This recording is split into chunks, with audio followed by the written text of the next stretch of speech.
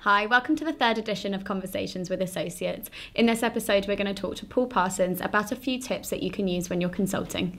Hi, Paul. Hi, Becky. How are you? Good, thank you. How are you? I'm very well. Thanks for calling. Thanks for taking a few moments to talk to us today. Let's get started with the first question. What do you think are the biggest challenges that currently clients and members are facing when going through the consultation process? So, as you know, Becky, I work largely with public sector clients in the health and in local authorities, in councils around the country. And some of the problems that we're seeing, some of the challenges that those members and clients have are the same as they always have been. And we've also got some glorious new ones in that for the first time in many years, because of austerity and other challenges, those systems are talking about big capital investments. They're talking about new hospitals. They're talking about new wings for buildings, extensions to house new services, which is a really great conversation to have. So the standard problems that we seem to get are around who to talk to, who to involve in a consultation, who to involve in a process which leads to proposals for change that we set out in a consultation. And that's the same as it always has been. And I'm a big advocate, particularly with health clients, of starting with those people who are going to be most affected. So looking at that, the patient data that enables us to find out where people are living, who they are, so that we can make sure we're having the conversations with them from the outset. So I think one of the key challenges that people are currently facing is knowing when to engage, when to involve, and when to consult. Do you have any advice on how consultants can choose the right option for them at that moment in time? So when consultants ask me when they should start talking to people and involving patients and the public in their exercises, my answer is always now. So if we look at engagement, if we through the whole process, or involvement as the legislation says, then we're looking at consultation being a form of involvement or engagement. And there are many others before then. Consultation is a formal window where the public gets to check our thinking, look at our sums, and make sure that we've arrived at the proposals properly, and then respond to them, give us any new evidence that they have or any alternative ideas. But we need the involvement of people much earlier in that process.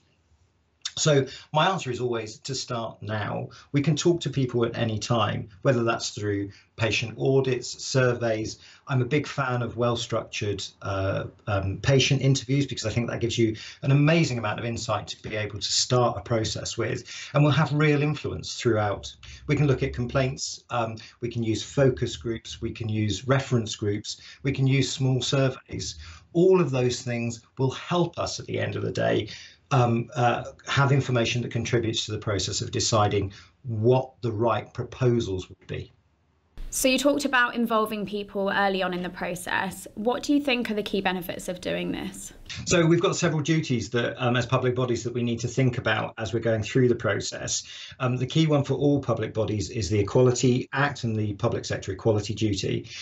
The one for that obviously exists for health bodies as well.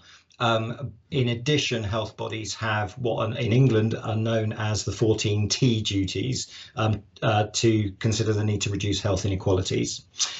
So if we're using patient data right at the outset to define who is going to be affected by these changes, we can overlay the information that we hold on where they come from, the areas of deprivation, where they're more likely to have health inequalities. We can take into account the equality demographics that we need to take into account. And we can do that right from stage one, which means that our processes are going to be focused on the people who are going to be most affected, and also absolutely from day one take into account those ongoing duties to reduce health inequalities and to consider the needs of the public sector equality duty. And what's on the horizon for you next, Paul? What are you looking forward to? So I'm looking forward to working with other associates who work with people, members and clients in the health sector. We are looking at our standards for best practice in the coming weeks, which will be really exciting, and looking forward to taking that conversation much more widely to clients and members in November at the event in Birmingham, TCI Connect. Paul, we can't wait to see you there. Thank you so much for today.